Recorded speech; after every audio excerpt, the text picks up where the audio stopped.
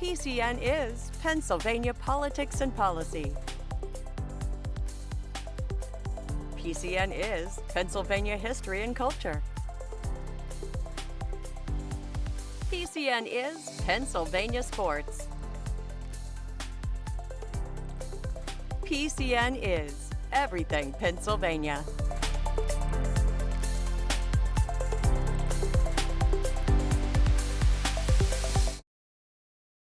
PCN proudly brings you coverage of the Pennsylvania State Legislature. We bring you the State House and Senate floor proceedings as they happen, unedited and complete. Our mission includes committee meetings, budget hearings, interviews with prominent legislators, and other public policy forums.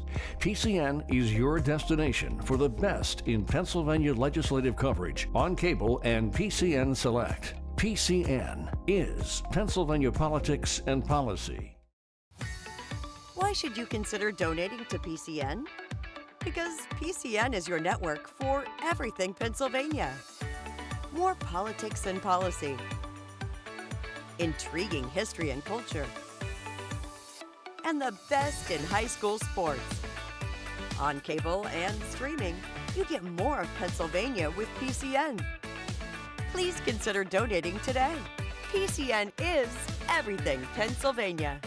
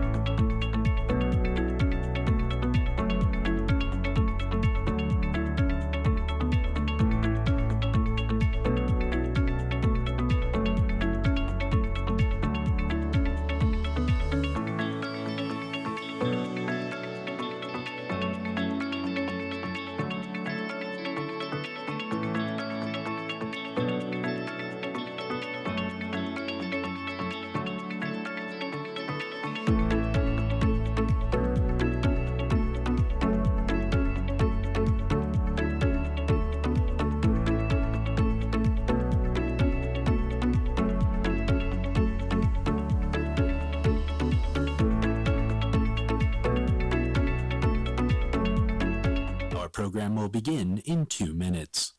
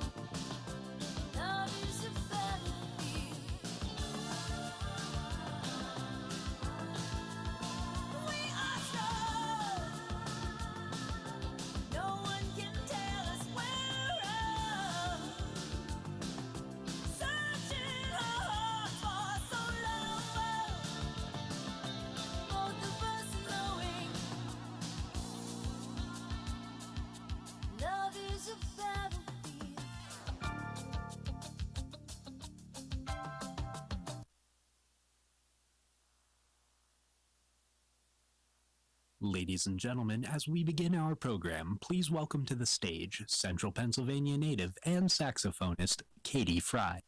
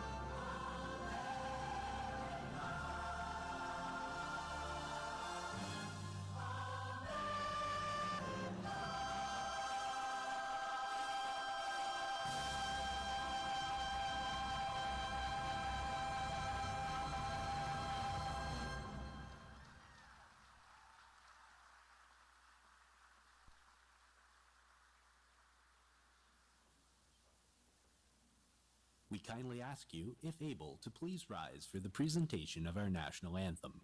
Today's anthem will be performed by Lackawanna County's very own Stacy Velez.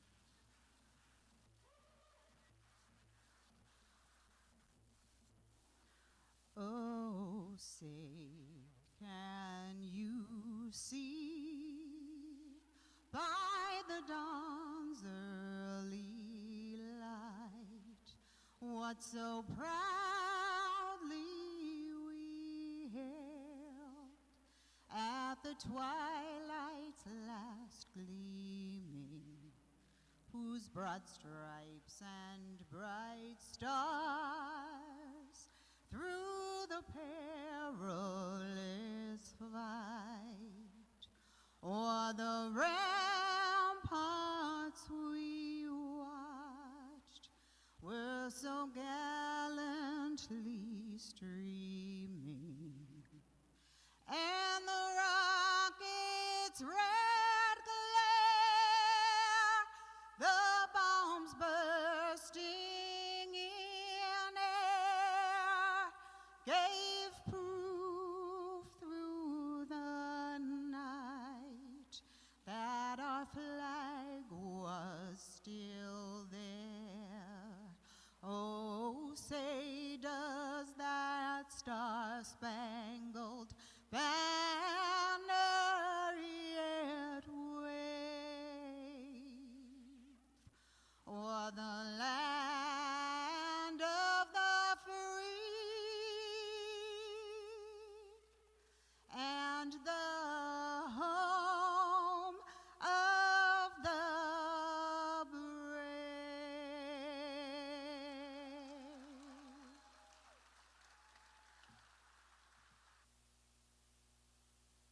Please welcome the Executive Director of America250PA, Cassandra Coleman.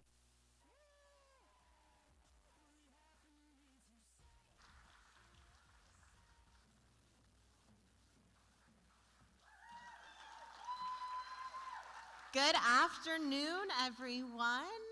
How are we feeling? Really good, right?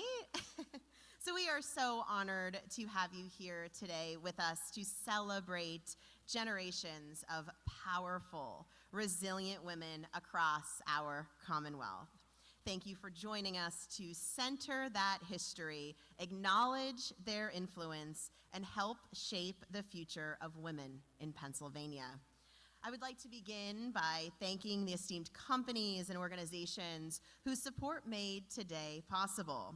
I want to thank Energy Transfer, InterDigital, Highmark, the Pennsylvania AFL-CIO, Geisinger, Thaddeus Stevens College of Technology, Deloitte, the Pennsylvania Historical and Museum Commission, and the Wright Center for Community Health and Graduate Medical Education. Your commitment to uplifting the women of our Commonwealth does not go unnoticed. How about a round of applause?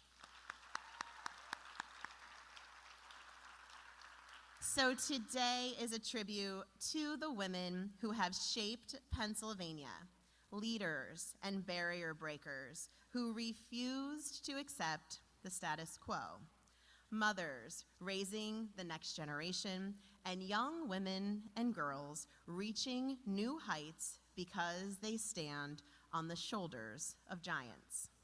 We gather to honor that legacy, to recognize those making an impact today, and to ensure that their stories are never forgotten. Today gives us the opportunity to reflect on leadership, on service, on resilience, and on the responsibility that we all share to open doors for the next generation. And today, we have the opportunity to turn that responsibility into tangible impact. All proceeds from today's event will support America250PA's Semi-Quinn Scholarship Program. Through this initiative, we will award $250,000 to 25 students selected from more than 1,800 applications across all 67 counties, with individual scholarships of $10,000 for the 26-27 academic year.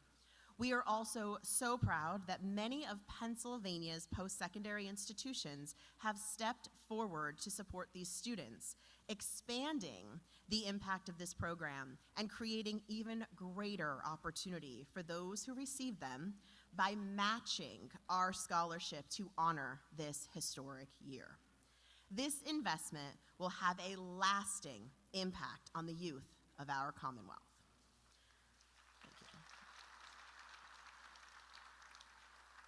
But let me take a step back for a moment, because for me, today is more than a chance to support a great program. It is too big to be confined to a single calendar entry. Today is for our women. As I hope you all know by now, this year marks the 250th anniversary of our nation, something that you may have heard me mention 1 to 1,000,000 times over the last 8 years of planning. Pennsylvania is where it all began, where our ancestors laid the foundation of our country. And we here at America250PA believe that there is no better place to celebrate this historic milestone than the place where it all started. When we trace back to July 4th, 1776, the outcome can feel inevitable. For those living through it, there was no such certainty, only faith that what they were fighting for was worthy of their sacrifice. The United States began with a document, one that set down the ideals of life, liberty, and the pursuit of happiness, and forged a nation for anyone willing to stand up for those ideals. It has been an honor of a lifetime to serve in this role and help lead the Commonwealth as we celebrate 250 years in pursuit of these self-evident truths. It has been an honor and a responsibility. Our country may have been born in a day, but the stories that have unfolded over generations, stories of strength, of perseverance, and of people who pushed this nation forward right here in Pennsylvania. And in carrying the responsibility to honor that history and help shape what comes next, one principle became clear. We cannot tell the story of our country without telling the story of all its people. Like I said before, today is for our women. The women who, in 1776, believed in those same ideals. The women who stood beside those who fought. And the women who fought in their own right, on the battlefield, at home, and in their communities. Across generations, Pennsylvania women have continued to shape our story. Pennsylvania women like Margaret Corbin of Franklin County, a hero of the American Revolution, who stepped onto the battlefield at Fort Washington and took over her husband's cannon after he was killed, becoming the first woman in the United States history to receive a military pension. Women like Julia C. Collins, an educator and an author from Lycoming County, who became one of the first Black women to publish a novel in the United States using her voice to advocate for education, for equality, and for opportunity. Rachel Carson, born in Allegheny County, whose pen launched the modern environmental movement and changed how we protect our planet. And Loretta Claiborne, a York native and Special Olympics athlete, we have some York folks in the back there, who has run more than 25 marathons, became a national advocate for people with disabilities, and now serves on the Special Olympics International Board of Directors, continuing to champion inclusion and opportunity for all. And this is just naming a few. We have so many more. It does not escape me that the women of Pennsylvania's past, their work, their struggles, and their triumphs have made it possible for me to stand here today. I look at my incredible team at America250PA, a team made up predominantly of women, and I am reminded just how far we have come. I would like to ask you to please join me in a round of applause for my amazing team who works so hard day in and day out to ensure that this work is carried across all 67 counties.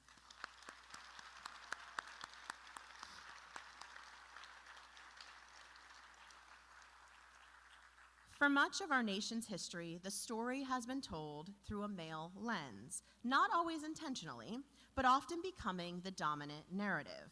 The names we learned, the portraits we hung, the voices we remembered were overwhelmingly one-sided. And now our team has the responsibility of telling a more complete story. So we believe in expanding the cast of characters, in asking different questions, in looking beyond the familiar legends, and in making sure that our shared story includes women and other Pennsylvanians whose contributions may not have always been recognized, but have always been there.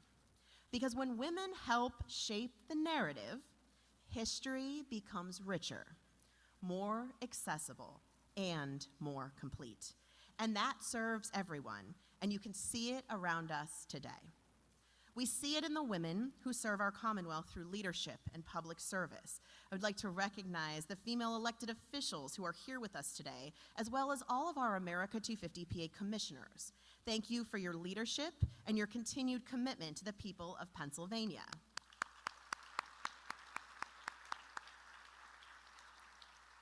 We see it in the bravery, the resilience, and the dedication of our female law enforcement who work tirelessly to protect and serve their communities. And we are especially thankful for all of those female troopers of the Pennsylvania State Police who also join us today.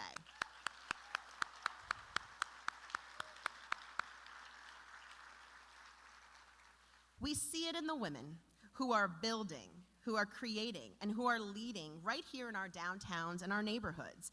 We made it a priority to work with local Pennsylvania women-owned businesses to help bring today's event to life. So I want to thank Brooke Bushy, owner and lead designer of Wild Briar Blooms, for the beautiful floral arrangements that you see throughout. I want to thank our photographer, Elena Jasek, for capturing the history and energy of today's event. And I want to thank Suzanne Mattern of Magnolia Rose Candles, whose creations you will take home with you today. We also see this pride carried forward through generations. We are honored to be joined by female descendants and representatives of former administrations, representing their families and their enduring impact on our Commonwealth. So when I call your name, if you could please just wave. We have Meredith Mills, granddaughter of Governor George Michael Leader. We have Christine Opperman, granddaughter of Governor David Lawrence. We have Kate Breyer, Mary Ellen Philbin, and Erin Walsh, daughters of Governor Robert P. Casey Sr. And we have Marilis Scranton, wife of former Lieutenant Governor Scranton. Your presence here today is a powerful reminder that leadership must be carried forward, not just remembered. And perhaps nowhere is that leadership more visible than in the women who have shaped and guided our Commonwealth and our nation. We see it in the First Ladies, who have led and continue to lead. Women who have stepped into roles of influence, using their platforms to serve, to advocate, and to create lasting change. And today, we have the extraordinary privilege of hearing from them. Because the story of Pennsylvania is still being written, and women are leading the way. I'm excited for a wonderful program ahead, and I hope all of you are as well. Thank you again. Our moderator for today's conversation is an award-winning actor, producer, and New York Times best-selling author. She is known for playing Carol on the television series The West Wing and for her lifelong commitment to service. Please welcome Pennsylvania native Melissa Fitzgerald.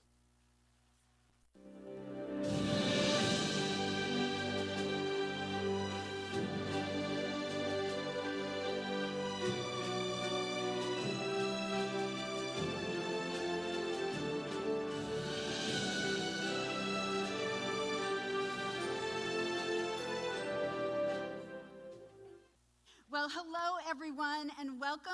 My name is Melissa Fitzgerald and it is a privilege to gather during Women's History Month to celebrate women who shape our communities, our Commonwealth, and our country.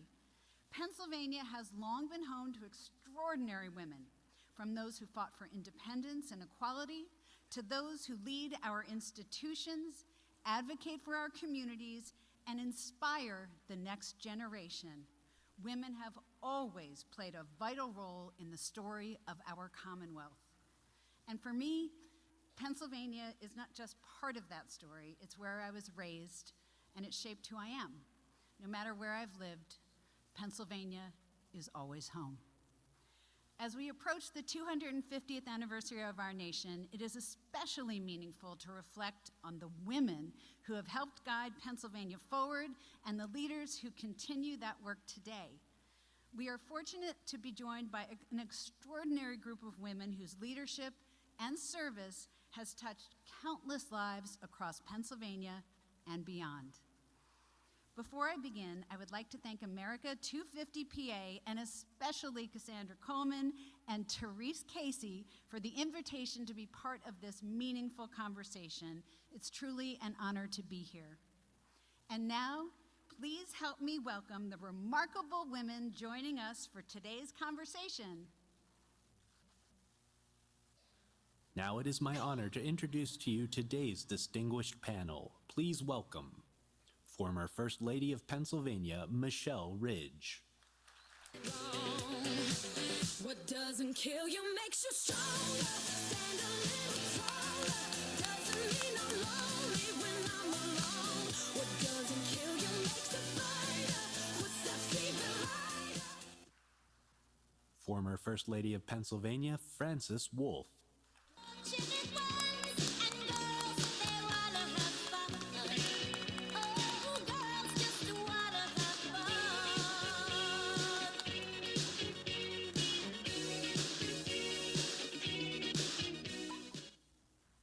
First Lady of Pennsylvania, Lori Shapiro.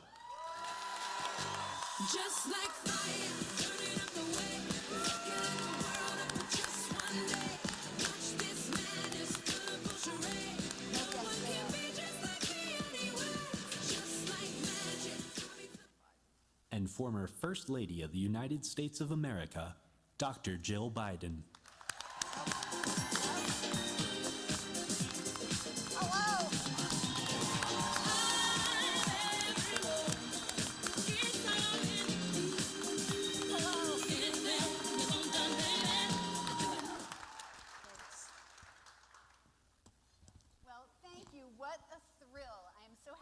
Sharing the stage with First Lady Dr. Jill Biden, First Lady Lori Shapiro, First Lady Frances Wolf, and First Lady Michele Ridge. Let's give them another round of applause. Yay!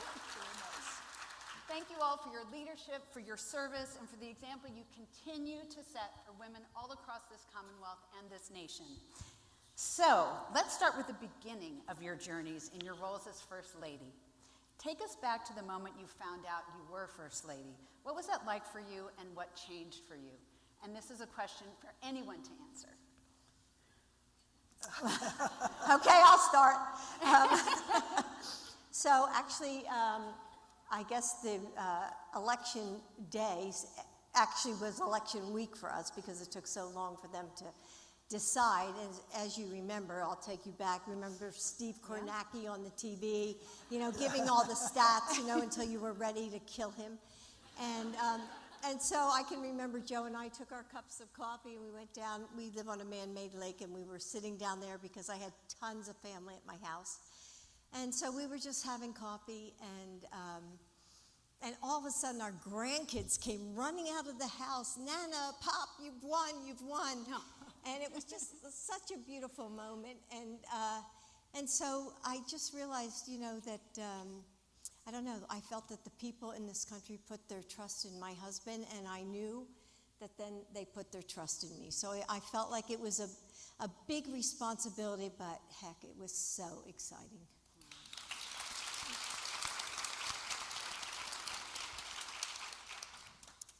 So, yeah. I am the senior First Lady here. So that moment came for us 31 years ago. So we've been out of office, Tom's been out of office for 25 years. I think our children were young. They were 7 and 8 when Tom was elected in 1994. And so the first thing I thought about was, well, we're going to move to Harrisburg and we'll get them in school.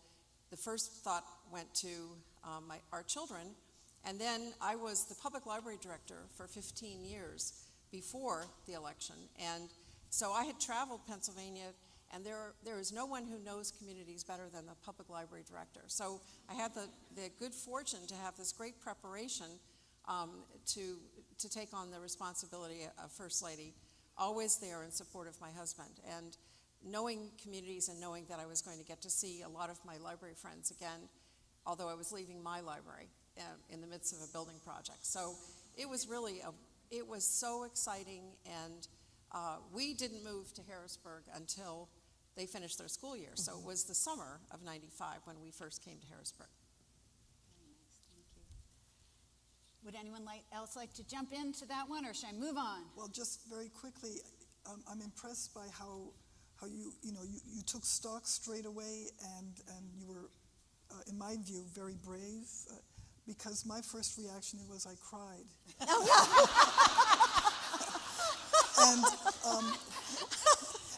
and my wonderful husband who's here, I wouldn't be in this position. So, thank you. But we have photographs. I just fell on his shoulder and sobbed. And then, and again, we all realize the magnitude of this position of public service and the responsibility to do it well. And at that point in time, I didn't know what I didn't know, but I knew that we had to step up. And I think that's where the tears came in. Yeah. Well, I would like to say, first of all, that I'm really honored to sit on this stage with all of these amazing women who I have admired and looked up to over the years, and who have really given me a whole lot of really wise counsel and great advice, and who have been there for me and for our family through somewhat of a challenging time last year. And I'm really honored to be with all of you and appreciate your friendship and counsel and support over all this time. And I had a hybrid reaction, like Frances and Michele. I didn't cry, but I was like, oh gosh, what am I going to do now? And then I thought, of course, of our kids and how are we going to manage this transition for them. So I was really in that space with you guys, which is why all of your advice was so wonderful and welcomed. I just want to add that we don't do this alone. And there is an orientation that the NGA, National Governors Association, provides for incoming governors and first spouses. And that was very helpful because you immediately had a network of people. If you had a question, you could call somebody and ask them, and it really was very helpful. And then there is great bipartisan cooperation, at least in our time, among first spouses, because we face a lot of the same issues. And so that, and I had great support from Tom's team, which was wonderful.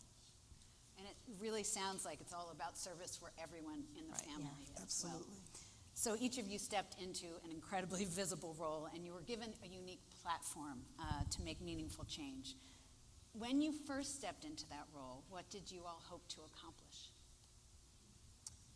I would say that I really didn't know what I wanted to accomplish. I was really, again, focused on the sort of the transition in our family, and I wasn't really sure. And it wasn't until I got out into the community and across the Commonwealth that I started to see where I thought I could have an impact. And it was really meeting with people in their communities, learning about the work that they were doing, what their needs were, what the issues were, that I really sort of found my footing and found where I wanted to spend my time and help have an impact. So it was a process. I definitely didn't come to it with any preconceived ideas. I was invited by Judge Rendell to have a coffee together soon after Tom won the election, and before we went to Harrisburg, and she gave such wise advice, and she said, just go slowly, and you'll find your way, but you don't need to rush into anything. And I took it to heart, and I think to be involved to choose the issues, but to choose the ones that are sincere to you, that are authentic, that give you the greatest interest. And I took my cue from Tom and the administration and some of the projects that they were working on. And I was able to, I guess, come at it in a different way in visiting schools or food security issues or women in corrections. These were issues that they were working with, but also that I had had some experience with. So it was a very nice sort of meeting with ways, but I took it slowly because I didn't know how. You had to choose the extent to which you wanted to delve into these issues around the state and whether it made sense. Well, I think I'm a little bit different, Lori, in that I was a Senate spouse for I don't know how many years, a lot. And so I had worked on many issues as a Senate spouse, and I had worked on breast cancer. I had the Biden Breast Health Initiative, and then I became second lady, and of course, I worked with Michelle Obama on joining forces in our military initiative, and our son was in the military, so of course that really owned a piece of my heart. And I'm an educator. I've been teaching for 40 years, and thank you.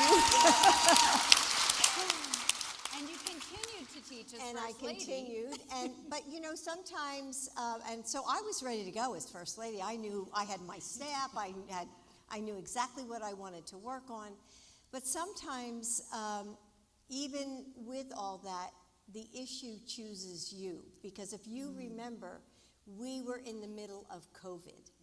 And so I knew that I had to be out there. I had to be traveling the country, getting vaccines into the arms of Americans, and talking about safety, having people believe in the vaccine, and going into schools and meeting with teachers. And so that took a good year of Joe's presidency, that I was working on the issues of COVID alongside all the other issues that I was involved with. So I think Dr. Biden is correct in saying sometimes the issue chooses you. And so at Rotary, before Tom was sworn in, I was still a Rotarian in Erie, they asked, one of the board members from the Pennsylvania Breast Cancer Coalition approached me and said, "You will be honorary chair of the Pennsylvania Breast Cancer Coalition." And I said, "I am honored to follow Ellen Casey, who was a wonderful First Lady. And I was honored to be asked to follow in her footsteps." So I just want to make that clear. But then, of course, I'm a librarian. So, of course, I would be interested in libraries and strengthening libraries. I think lifelong learning is the key to having a satisfying life. It enriches a person, and it enriches the family, and it enriches a community when people commit to lifelong learning. Agreed. Well, let's get into some of those initiatives in more detail. First Lady Ridge, throughout your career and your time as First Lady, you supported causes, as you've mentioned, but also ranging from combating violence against youth to education and literacy for our Commonwealth's children. From your perspective, how does protecting and educating our young girls shape stronger communities in and around Pennsylvania? So in 93 and 94, the most likely victim of crime was a child, and the most likely perpetrator of a crime was a child. So in the first day, the governor, Tom, called a special session on crime, but I wanted to be in the prevention business. And so we started something called the Governor's Community Partnership for Safe Children. And yes, and it was in my role, sometimes leadership is not, leading the charge, but being the facilitator, bringing the stakeholders together. And that's the kind of way that I like to lead, is bringing people together and to come to some kind of plan of action. And so that was really important.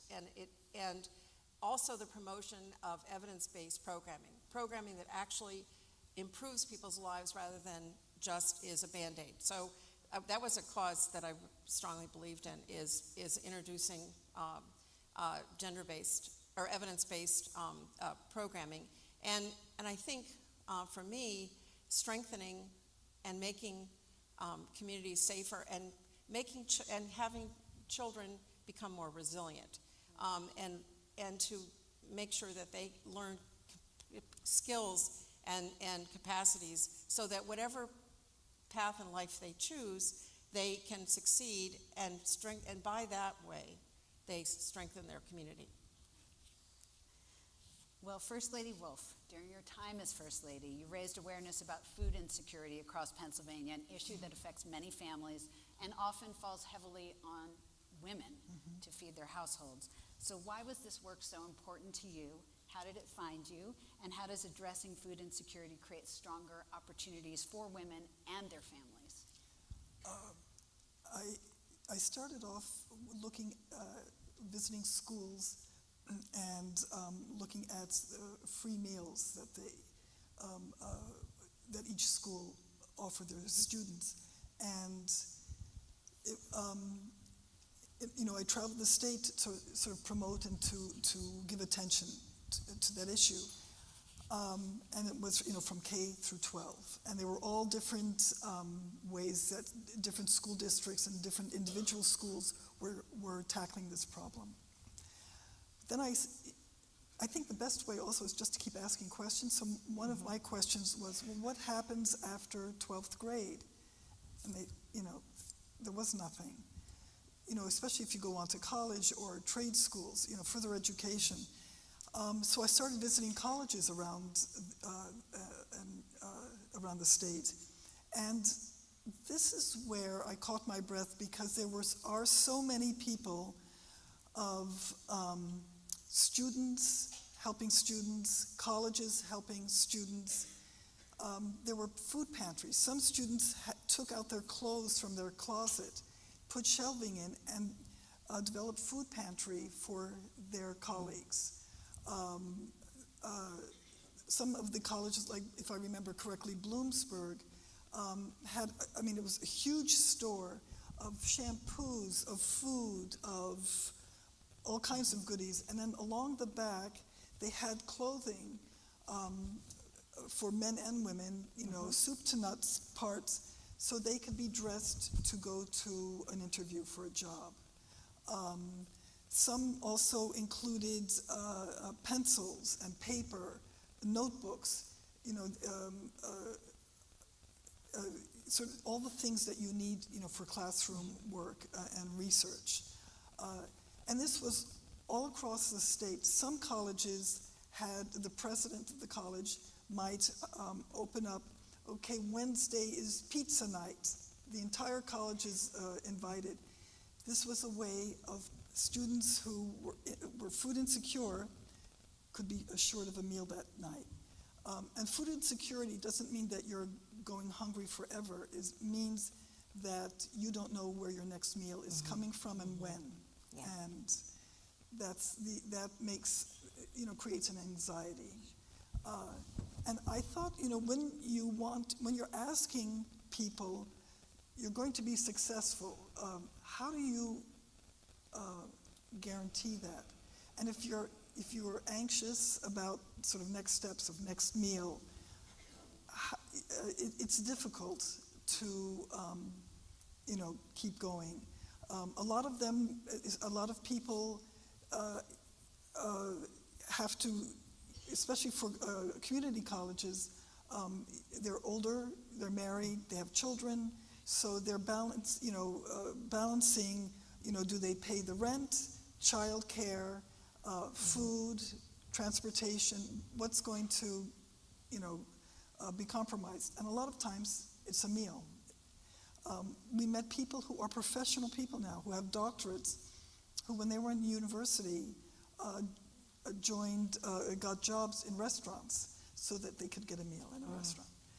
These are stories we had I could go on, but this is what impressed me. But if you, students who didn't have a guaranteed breakfast or lunches at school, K to 12, if they didn't have that, their performance wasn't very strong.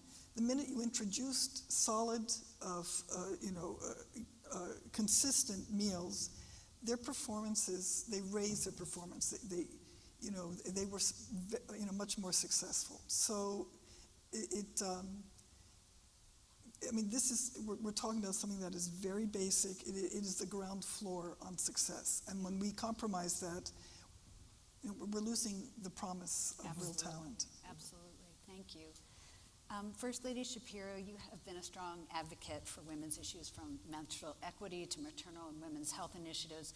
Why is it important to support and invest in these efforts, and what opportunities do you see to uplift women across Pennsylvania? Sure. I think it's really interesting, Frances said about issues finding you.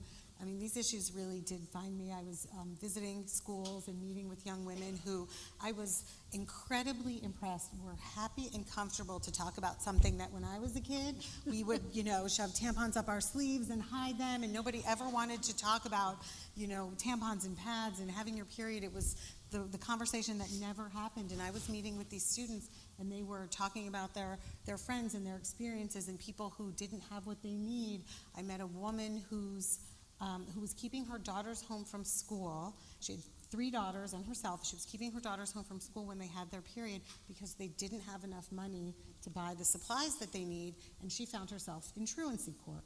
And I thought, how is this helping anybody, right? This makes no sense, and we shouldn't accept this. Women and girls need every opportunity to succeed, and if you can't be in your classroom because you don't have the money for a basic hygiene supply, that's a real problem. And so we started visiting nonprofits and hearing about the work they were doing, and then it occurred to me, I heard that our schools were calling our nonprofits to ask for period supplies. And I thought, well, this makes no sense. Our institutions shouldn't be asking our nonprofits for basic supplies. We don't expect people to bring their own toilet paper to the restrooms or their own paper towels or their own soap. So it just seemed like common sense to me. And I think if you get the basics right and you give everybody the chance to be in their classroom, not to have their learning interrupted, it sets them up for success later on, just like having meals and being prepared to learn because you're not hungry. All of those things set the stage for opportunity and success later on.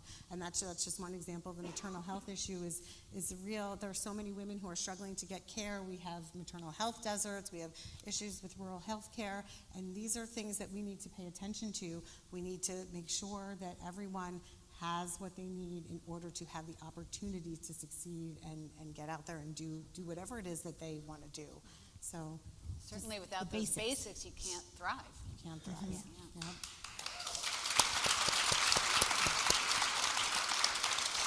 So First Lady Dr. Biden, you have a long history, even before your time at the White House, of advocating for women's health. Your work includes the Biden Breast Health Initiative, as you mentioned, and the White House Initiative on Women's Health Research, particularly during Women's History Month. Why is it important that we continue advancing conversations and action around women's health? Well, let me ask the women in the audience.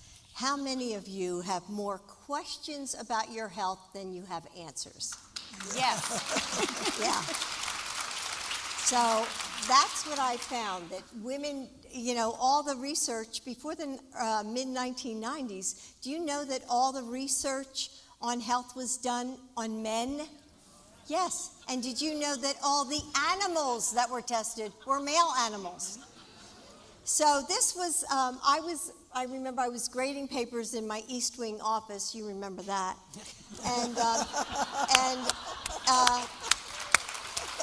So Maria Shriver called me, former First Lady of California, and she came in and she said, Jill, we really have a problem. We don't have enough funding. We don't have enough research on women's health. And anyway, we got talking about it. There was a big article in the New York Times about menopause. And so I talked to Joe that night, and I said, Joe, we've got to do something about this. And he said, you're right, we do. And so he got to work, and we formed the Women's Health Initiative, the White House Initiative, and then in 1 year we poured $1 billion into that effort. And so I'm continuing that work with the Milken Institute. I'm chairman of their Women's Health Network. But it's so important, I think, that women get the answers, not that they need, but they deserve. And especially, I don't want to say, like, right now, menopause is, and this is like no pun intended, is like the new hot topic. But we need to think beyond that. Yeah. I mean, a lot of us, and I know there are a lot of students in here and a lot of young women, but we need to go beyond menopause and think, what's going to happen to us in later years? What are the effects of menopause? What are the effects on aging? What are some of the treatments we can use or the remedies? I mean, we have to answer these challenges, and we have to get the answers. So that's why I'm working hard on women's health now. Well, thank you for doing it, because nobody was talking about it before you were. So, while the role of First Lady is certainly public, it's also deeply personal, and each of you carried this responsibility while also raising families. All of you are mothers. What was it like to balance the responsibilities of motherhood as well as the responsibilities as First Lady? Well, I'll start in that our children were adults, so we're very different to having young folk there. And I marvel at coming into this position and this job with young children. I imagine it to be incredibly difficult because the real balance of being, the full-time parent and to the best of your ability to be the full-time First Lady, for public servant, I would think would be difficult. With our family, our daughters, one lived, at that point in time, lived in New York, and the other in Boston. They eventually became closer to Philadelphia and Connecticut.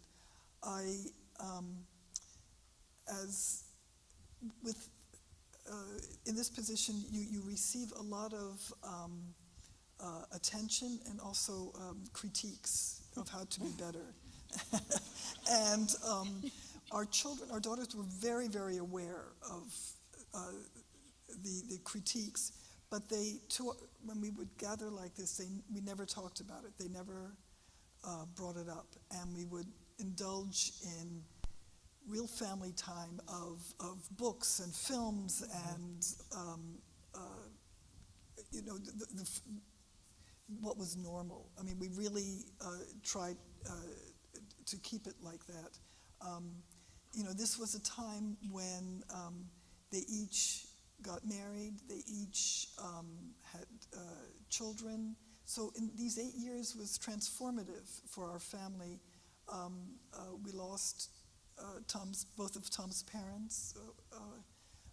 So there were, very highs and very sad times as well. It was a real roller coaster.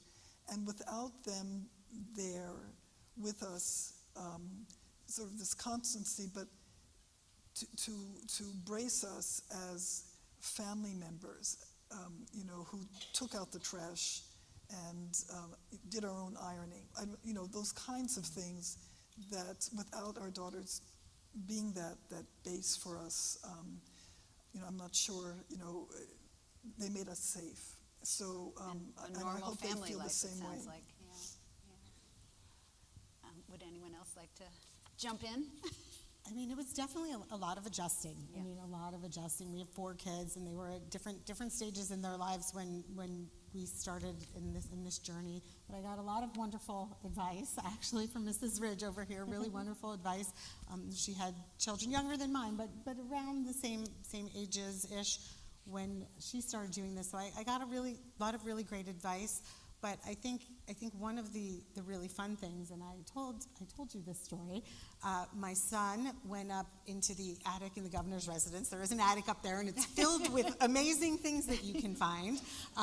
And he came down. He said, "I want to bring a desk down into my bedroom so I can do my homework." So he drags this desk down into his bedroom, and he starts opening it up to put stuff away. And he opens the desk drawer, and it says, "Tommy Ridge lived here." Oh. And he was like, "Mom, look at this! Look what I found!" But for him to be connected to another child who sat in that room or sat at that desk and did their homework to sort of get that anchor, that was meaningful to him. But I think for us, it is a lot of adjusting for the kids, but being with your family and having your kids and doing all those normal kid things. My son's going to prom later today, so I'm going from here to prom pictures, but that stuff keeps you anchored. It keeps you anchored and focused on the things that really matter, and that's a real blessing for us.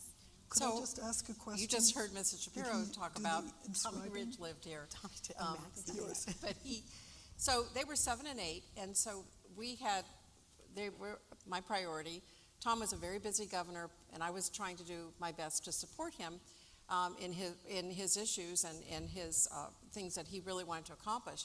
But our home is 300 miles away. We're from northwestern Pennsylvania, where a lot of people have never been, and so we needed to make and to support my husband, to support the governor. He needed to have family life, because that really helps anchor anybody. And so Leslie and Tommy were in school here in Harrisburg. We became really much part of the Harrisburg community. So in between the initiatives and all the events and things that were scheduled for me that I did, I sat on the bleachers for Little League practice. I made sure that I was one of the mothers that cleaned tables in the cafeteria in their school. Of course we went to the library. Of course. we went to the library. So, and actually having children made things more fun. So we had animals that lived in the residence. Leslie had a hamster named Julie, and Tommy had won the last chicken when the 4th grade incubation. He brought a chick home to the governor's residence named Frankie, who had a brief stay. We had a hedgehog, and of course we had started with 1 dog, 2 dogs, then we bred the second dog, and we had 3 dogs. And it was lively actually for the staff there too, because Tommy Ridge, as you might guess, is a little bit of a prankster. So he's a legend. He's actually a legend at the residence. And we went black bear cub tagging for several years. We went elk spotting on horseback for several years. We were canoeing on the Susquehanna. We did a lot of adventures that we could do as a family. And so Leslie and Tommy and Leslie sat at the piano with Fred Rogers when we honored Fred Rogers. And so it was a wonderful time for young people. They met so many incredibly talented and wonderful Pennsylvanians, both men and women. But I would tell you that it was a balancing act, and it's the same kind of balancing act that a lot of women in Pennsylvania do between their responsibilities in their communities and raising their children. So it's not unique to us. It's a shared sort of a lifestyle, and so but we had fun.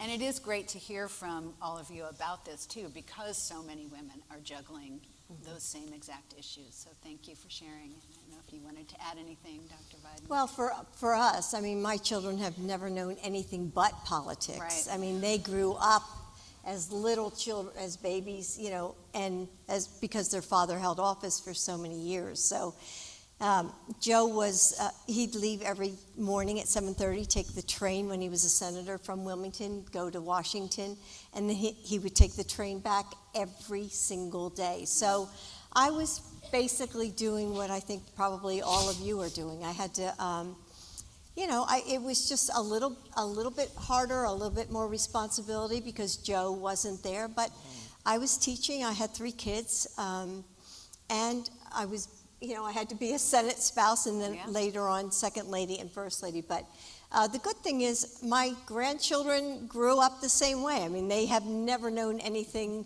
but politics for me and for Joe. And they were involved in every single campaign and worked hard for us. And now we have a great-grandchild. And the good thing is some of them even want to run for office.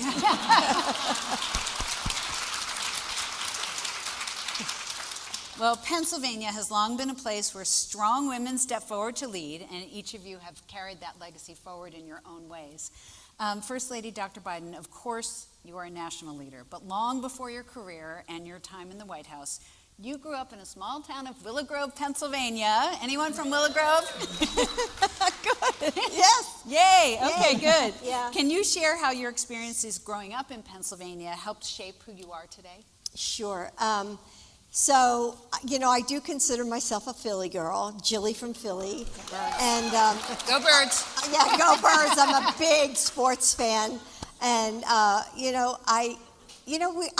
felt so fortunate because going to school, I went to Upper Moreland High School and grew up in the public schools there. And you know, we were so immersed in history.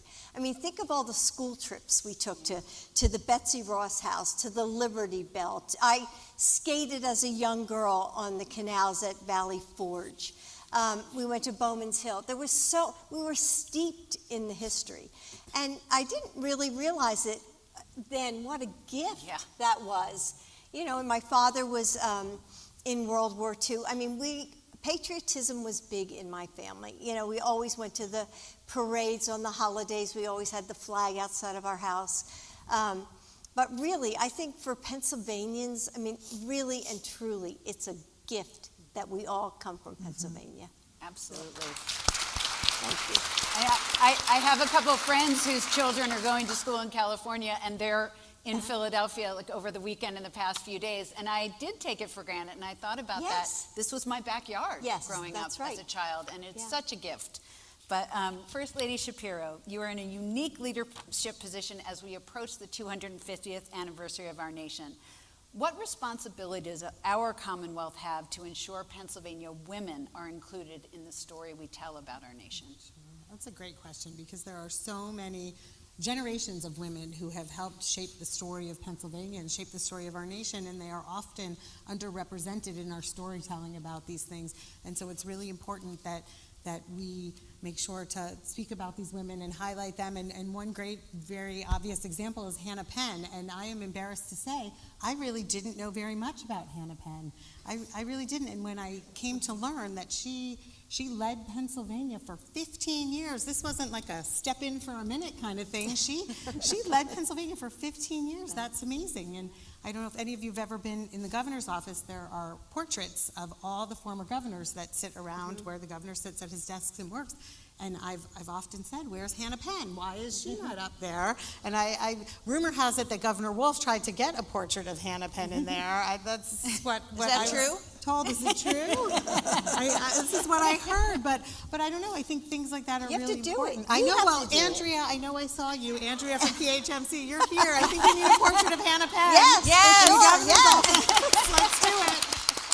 But that's just one example. We've had so many amazing women in Pennsylvania. Marian Anderson, just as one example that pops in my head, an amazing opera singer who fought against segregation, and just so many amazing women. So events like this are really important, so we have the opportunity to highlight and talk about it. So I really appreciate this opportunity. Well, thank you all for sharing all of these fantastic and inspiring stories, and I think it's incumbent upon all of us to continue the example that you are setting by sharing the stories of powerful women in our Commonwealth and in the history of our country. So First Lady Wolf, during your time in office, you championed young people across the Commonwealth. Why is it important for young girls in Pennsylvania to see women in leadership roles? I think that, let me start off with a story. Our younger daughter is a geologist, and she majored in geology at college. So this was her second year at university, and I said to her, "Oh, Kate, I'm so proud of you. You're doing, you're majoring in geology. It's, a science, and there are, not many women, and I'm getting precious. And I'm just, stroking her, and I could see her like this." And I could see sort of like the shades on her eyes were just coming down. She was humoring me. And then she let me finish, and she said, Mommy, more than half my professors are women. And so shame on me. Yeah. But when I think of her choosing this, and she chose it for a whole lot of reasons, but she stayed in this field because there was a strong presence of professors, of women, who guided her through the program. And that's why I think to see women who work hard, who are successful, and to show a model, we all learn from example, one way or another. And to have women in any enterprise, to show the effort of the work, to show that it was successful, and then to show that you continue and it makes a difference, and to see that as a community that you can join, work in, and also to have this community embrace you and guide you and mentor you all the way through. I think it just feeds on itself. Yeah, And I absolutely. think in that way it's incredibly important. Yeah, I agree. First Lady Ridge, having served in this role yourself, you've had a front row seat to how leadership in Pennsylvania has evolved. How have you seen the role and opportunities for women leaders grow since you were First Lady? I think, well, right now, for the first time in Erie, we have a woman mayor for the first time, and not for the first time, but a woman who is county executive. So we're hoping that having those two women lead the city and the county, that will get those people to work together. Because women are very good at getting people to work together. Yes, we are. I also have a very dear friend who's a bank president. She was the first female bank president, regional bank president.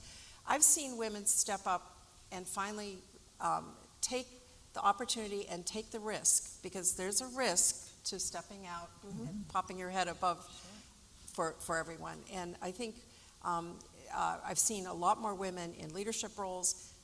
I think it's really important for women who are in leadership roles to mentor younger women. It's so critical. Offer internships to young women so that they, and I think young women, if they can take an internship, they can see whether they like that particular issue. I think, so I have seen so much more engagement by women in leadership. And on the flip side of that, I have to tell you that it's also important for men to see women in leadership.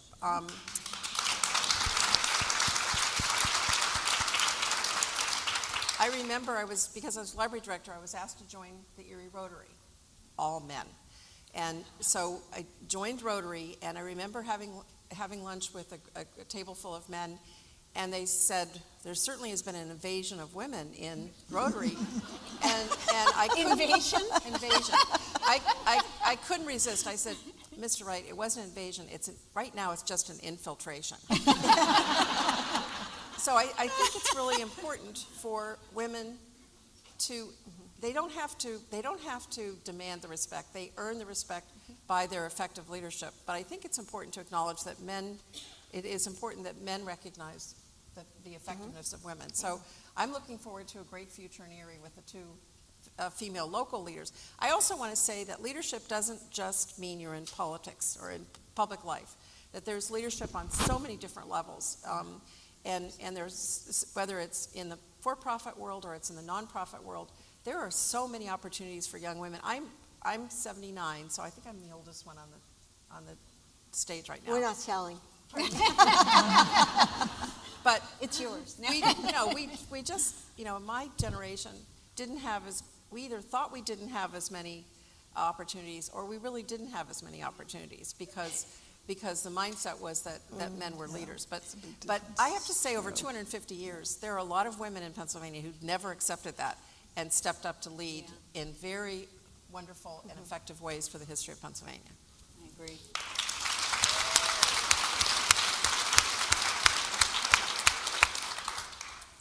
Well, I guess, when we talk about opening doors for the next generation, we're really continuing this legacy that stretches back centuries.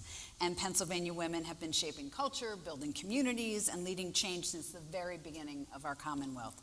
And as we approach the semi-quincentennial, and I said that correctly, shockingly. Yes. But I heard you can also say semi-quincentennial, so either way is acceptable. But we're celebrating 250 years of Pennsylvania women who shaped culture and built communities. What do you think is the lasting legacy of women's contributions to Pennsylvania over 250 years? And this is a lightning round. That's a tough question. I think it's the students I meet. I get to travel across the Commonwealth and meet with students in their schools, and I think the young women that I'm meeting are amazing, and they are fearless, and they are ready to take on whatever it is. And I visited a school in Tunkhannock, and it was the students were Amazing. The school was amazing, and I had a wonderful meeting with these kids who were talking about menstrual equity and food insecurity. And at the end of it, I was talking to one of the students, and she was telling me about her AP English class. And as I was on my way out, I said, "Well, where are you going next? What class do you have next?" Welding. She was on her way to welding, and I was like, "Yes, yes, yes." yes. It's amazing. So they're doing everything with no fear, and they're not. They really don't see themselves, and I have a daughter who's 24, they don't see themselves as constrained by the same kinds of ideas that we did. And so that's really the legacy. I mean, these kids are the legacy, and they're blazing a trail, and I feel very optimistic about our future because of these kids. I agree. It's awesome. Well, I have to say that, as I've traveled this country, one thing that I have seen is that not everybody has a seat at the table. And I think we have to we have a responsibility to offer minorities a seat at the table. And especially I saw so many Latino women who said our voices are not heard and we don't feel seen.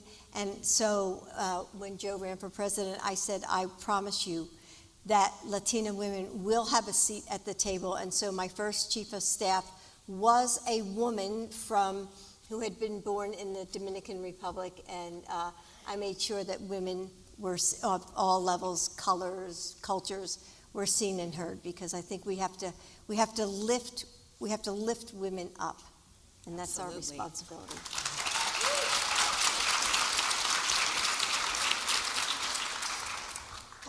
In visiting different areas of Pennsylvania and different organizations, I was reminded to keep it in the Pennsylvania language of Mr. Rogers.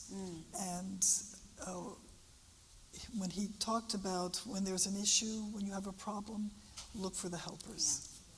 And I was impressed beyond anything to see firsthand in all kinds of capacities the helpers who exist in Pennsylvania, who don't receive the attention of people who opened up halfway houses for female offenders, people who volunteer their time for mental health, to offer mental health to people who are running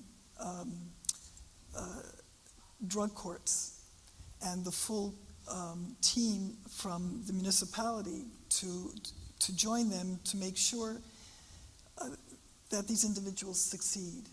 And I think we're a state of helpers, and it just again it sort of rolls on itself. And early on we talk about how do you what are sort of advice for young women, or it's just get involved, pick something that interests you, it'll grow, you'll find other opportunities. But I think there are people all across the state who are involved in their communities in all different ways, helping, and they're making the difference. But they're doing it, it's sort of this rich underground. So we have a great history and a great state, but what makes our Pennsylvania so special are our people. And I think I agree with Mrs. Shapiro, with Lori, that I think the younger women don't feel the constraints that maybe older women felt. But I do think it's important for women in leadership now to seek out young women and mentor them, give them the opportunity. We have, and I think we need to celebrate women in non-traditional types of leadership, so that Pennsylvania women know that there isn't just one path to successful leadership, but that there are many, many avenues. And it's not just recent. I mean, all you have to do is look at Pennsylvania history. I mean, think about World War II. when we were a manufacturing giant. Pennsylvania was especially Western Pennsylvania. There were women who were making those planes. There were women who were working in those factories. And when the country was in need, women stepped forward. And so I think it's important to give and encourage young women to step forward, to continue to step forward. So what advice would you give to women who want to create change in their community but don't know where to start? Just do it. Yeah. Great advice.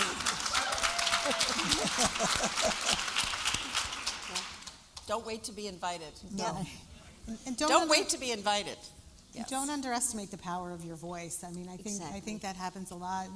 Women in Pennsylvania and across this country are incredibly powerful, and there are so many different ways to raise your voice or stand up or speak out, whether it's publicly or more privately in your community, in your family. There are a million different ways, and all these actions and this community building, it's all cumulative. There is a compounding nature to every sort of step you take, every time you raise your voice, every conversation you have, every small good deed you do. I mean, it builds, and you really should never underestimate the power of your voice, and sometimes you don't see it. Sometimes you raise your voice, you're standing up for something, and you don't see what happens on the backside, but you've impacted somebody, and they've gone and impacted somebody else, and something's changing somewhere that you don't see because of what you did. So never underestimate the power of your voice.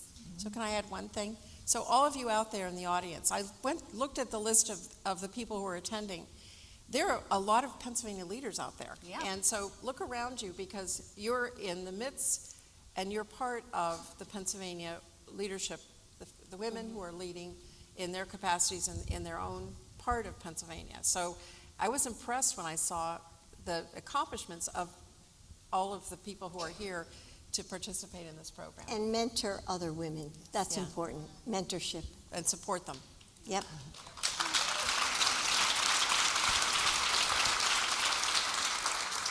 One thing, when I was in acting school, a teacher asked us the definition of acting, and we all tried to come up with these great, complicated explanations and definitions. And at the end of it, he just said, to act is to do. Just to do. Not to imagine it, not to wait for the perfect moment, but just do. Take that next step. And I think that that's sort of the message I'm getting from all of you is do it. Take that next good action. No matter how big, how small, in any area.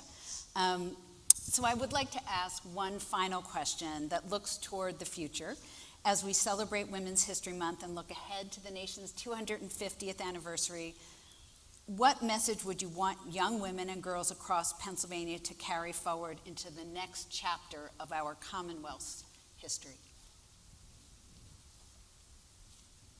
I would encourage women, as I always do as a teacher, as an educator, to be independent, to make sure that no matter what, you can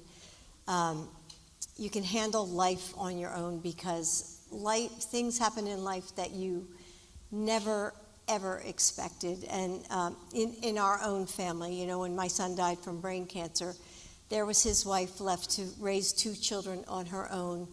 And you need an education, or you need training, or you need something to where you can have your own money, stand on your own 2 feet, but also know yourself and stay true to yourself. So that would be my message.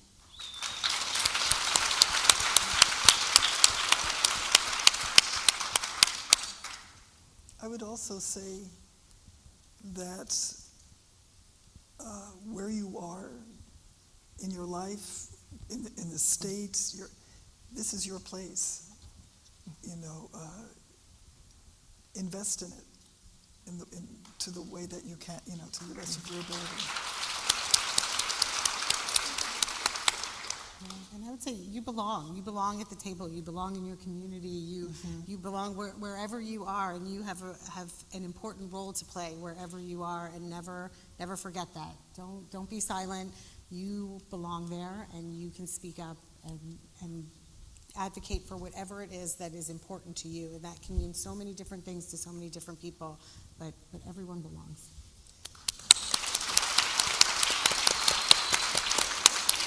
And you make history.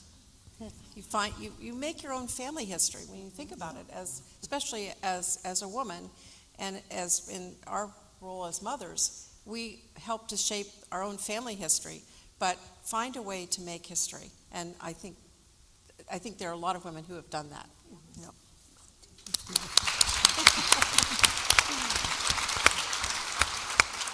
Well, as we come to a close, I want to thank our panelists. Thank you all, not only for participating today. Thank you. Great job. Carol would be very proud of you. She is an amazing mother. I do. And one of the themes that you kept bringing up is mentoring, and that's something I saw my mother do in the workforce with all the younger women that worked with and for her, and they are still a very important part of her life today. And watching them thrive has been the greatest legacy, I think, for my mom. Yes. So thank you all for that, what you've given us, the Commonwealth, the country, not only for being here today, but for your extraordinary service. We are all so lucky to have you in these roles. So Thank you.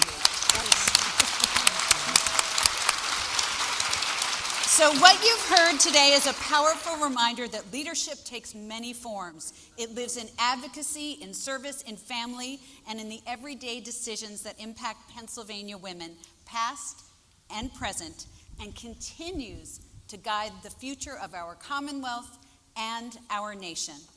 So at this time, it's my pleasure to welcome back to the stage the Executive Director of America250PA, Cassandra Coleman.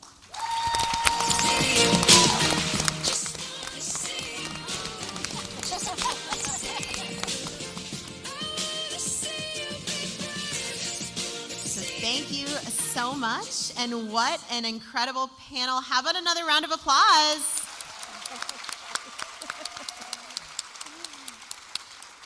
I would like to thank all of you for your insights, and of course, thank you to our moderator, Melissa Fitzgerald.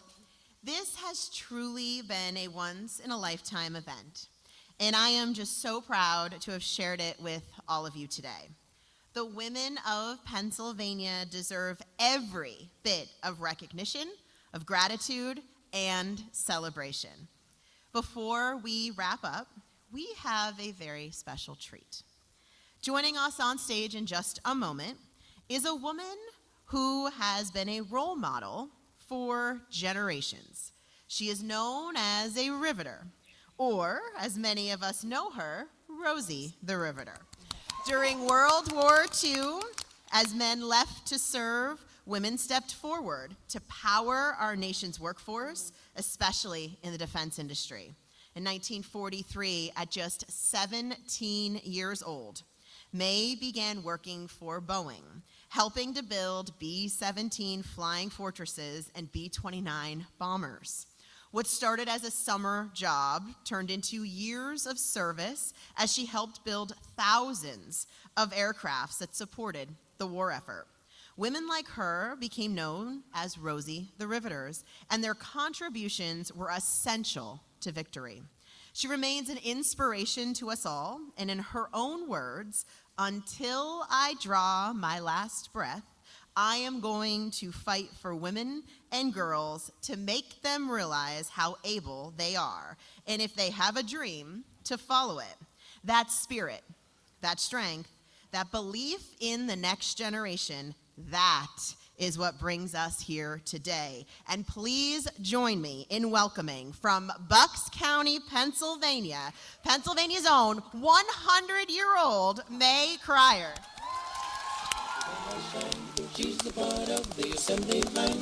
She's making history, working for victory. Rosie, the Riveter, keeps a sharp lookout for sabotage. Sitting up there on the fuselage. That little Fred can do more than a man can do. Rosie, the Riveter, Rosie. I'm so proud of all you women. Oh, we're so proud of you.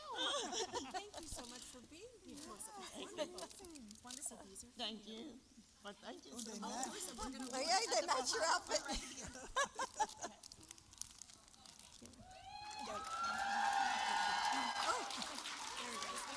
Oh, stand back. I'm so proud of you women. Thank you. Thank you. You paved the way for all of us. Can I say a word? Excuse me. Can I say a word? Absolutely, yes.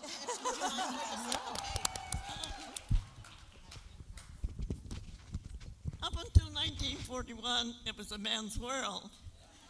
It's not a man's world anymore. You know, they didn't know how capable us American women were. We were outstanding. I'm so proud of what us women did during World War II. I always love to tell the story what Hitler said about us. He said us American women, he could defeat America because us American women couldn't produce. He said we're soft and spoiled. He said we spend too much time on cosmetics, you know, frivolous things. I think we showed Hitler what American women were very.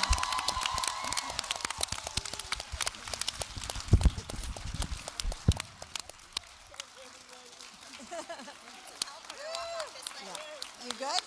Okay. Rosie, the riveter, Rosie, Rosie, Rosie, working on the assembly line.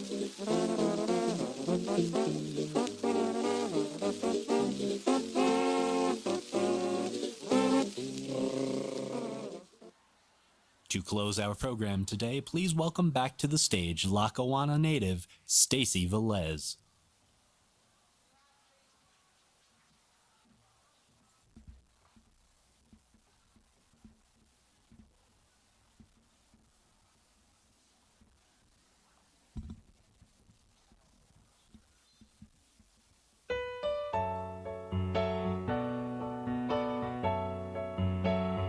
What the world needs now is love, sweet love. It's the only thing that there's just too little of. What the world needs now is love, sweet love. No, not just for some, but for everyone. No, we don't need another mountain. There are mountains and hillsides enough to climb.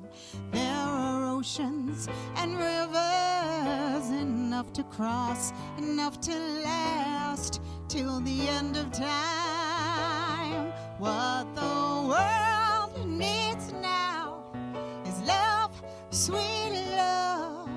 It's the only thing that there's just too little of.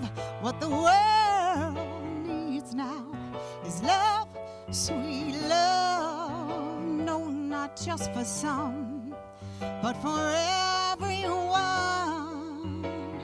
Lord, we don't need another meadow.